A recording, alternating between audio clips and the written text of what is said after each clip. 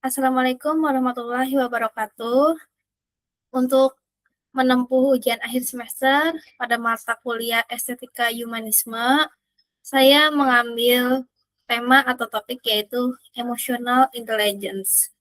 Sebelumnya, nama saya Trasya Putri Aprilia dengan NIM 250301010108. Next, terdapat dua orang dengan modal yang sama tetapi memiliki hasil yang berbeda. Yang pertama, yang A, memimpin tim, di mana kampusnya sama, jurusannya sama, IPK-nya hampir identik, tapi hasilnya 5 tahun kemudian dipercaya untuk memimpin. Sedangkan yang kedua, atau yang B, dia berpindah-pindah kerja dengan kampus yang sama, jurusan yang sama, IPK-nya hampir identik, tetapi hasilnya 5 tahun kemudian dia merasa tidak dihargai. Yang membedakan ada di wilayah lain, yaitu mengenali perasaan sendiri, bertahan saat ditolak, dan membaca orang di ruangan yang sama. Ada 5 hal yang akan dibahas. Yang pertama, definisi dan asal-usul. Menurut Thorndike sampai Goleman. Yang kedua, 5 domain, yaitu 3 tentang diri, 2 tentang orang lain. Yang ketiga, 2 aliran yang berselisih, yaitu model kemampuan dan model campuran. Yang keempat, bukti empiris dan kritiknya, termasuk mitos yang paling sering diulang. Yang kelima, cara melihatnya, 4 langkah yang bisa langsung dicoba. Next. Apa itu kecerdasan emosional? Menurut Salovey and Meyer pada tahun 1990, yaitu kecerdasan emosional ialah kemampuan memantau perasaan diri sendiri dan orang lain, membedakannya, lalu menggunakan informasi itu untuk memandu cara berpikir dan bertindak. Yang sering disalahpahami, yaitu bukan tentang selalu ramah dan menyenangkan, bukan juga menekan emosi agar tak terlihat, tetapi menjadikan emosi sebagai informasi. Next. Konsep ini tidak lahir secara tiba-tiba, melainkan melalui sebuah proses. Pada tahun 1920, Thorndike memperkenalkan gagasan social intelligence-nya. Kemudian dikembangkan pada tahun 1990 oleh Salovey and Meyer, yaitu merumuskan emotional intelligence secara akademik.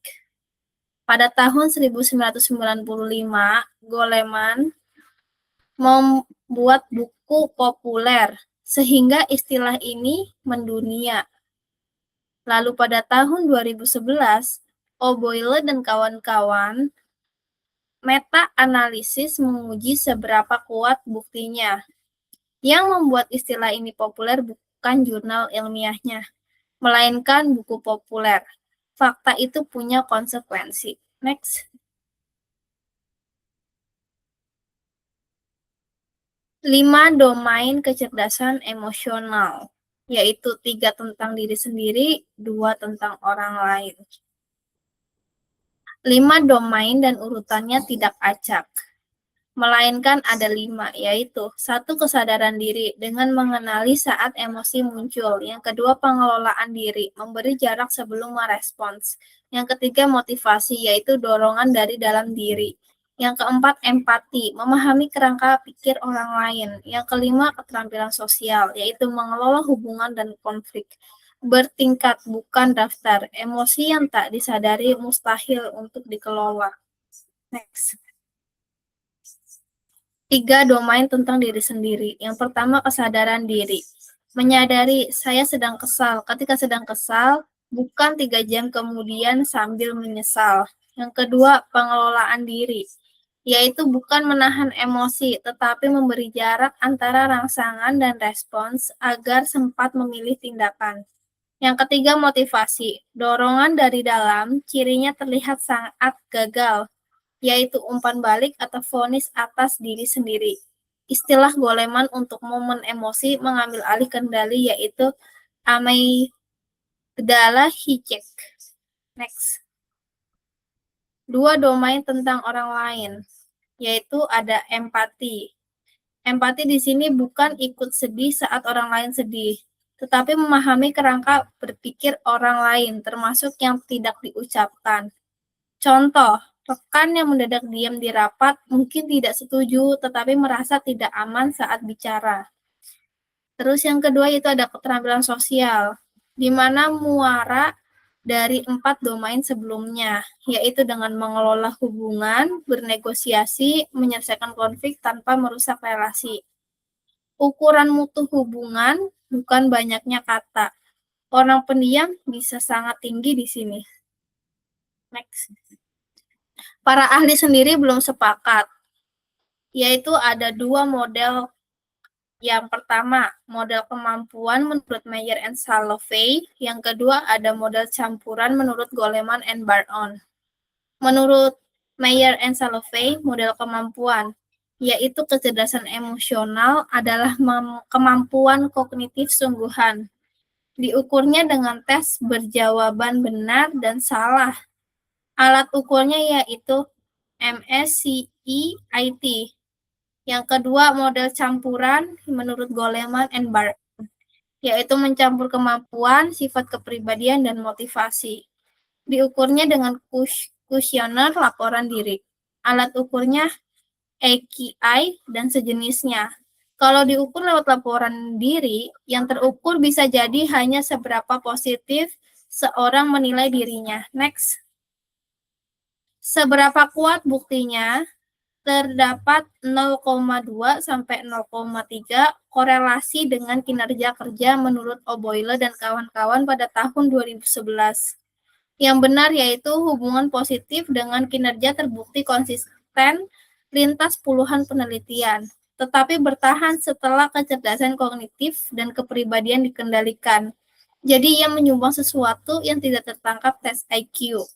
Yang perlu jujur dibaca, korelasi 0,2 sampai 0,3 tergolong sedang, bukan menentukan.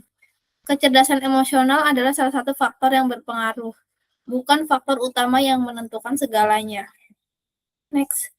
Mitos yang paling sering diulang. IQ hanya menentukan 20% keberhasilan. 80% sisanya ditentukan oleh EQ. Yang pertama, tidak pernah ditulis. Kalimat itu tidak ada dalam penelitian manapun.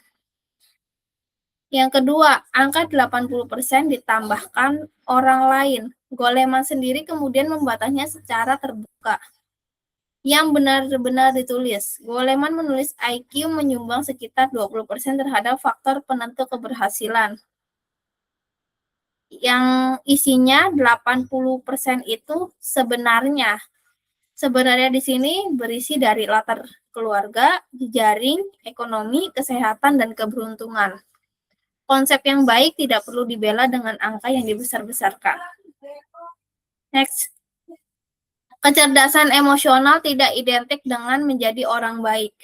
Kemampuan membaca emosi orang lain juga dapat dipakai untuk memanipulasi, menyamarkan maksud, dan menempatkan diri secara strategis dengan mengorbankan orang lain, menurut Kilduff, Chiaburu, and Menges pada tahun 2010. Orang yang sangat mampu membaca perasaan orang lain justru berpotensi menjadi manipulator yang efektif karena ia tahu persis tombol mana yang harus ditekan. Karena itu, keterampilan ini perlu berdiri di atas integritas. Kabar baiknya, hal ini bisa dilatih. Yang pertama yaitu memberi nama pada emosi. Menyebut emosi dalam bentuk kata menurunkan aktivitas otak yang memicu reaksi berlebihan menurut Lieberman dan kawan-kawan pada tahun 2007. Yang kedua, beri jeda sebelum menjawab. Tarik napas terlebih dahulu, kemudian tunda responnya beberapa detik, cukup untuk mengembalikan kendalian ke bagian otak yang berpikir. Yang ketiga, dengar tanpa. Kebanyakan orang menunggu giliran bicara, bukan mendengarkan. Coba 1 cakapan sehari. Yang keempat, minta umpan balik. Kesadaran diri punya titik buta, dan hanya orang lain yang bisa menutupnya. Tidak seperti IQ yang relatif menetap, kecerdasan emosional terbuka untuk dilatih. Next. Kesimpulan yang didapatkan yaitu 1. Emosi sebagai informasi. Bukan menekan emosi, bukan pula selalu tampak ramah. Yang kedua, nyata tetapi sedang. Pengaruhnya terbukti, namun klaim 80% tidak berdasar. Yang ketiga, butuh integritas. Keterampilan yang netral bisa berubah menjadi alat manipulasi. Tidak ada yang terlambat untuk memulai mengenali perasaan sendiri dengan lebih jujur. Terima kasih atas perhatiannya, kurang lebihnya mohon maaf. Terima kasih.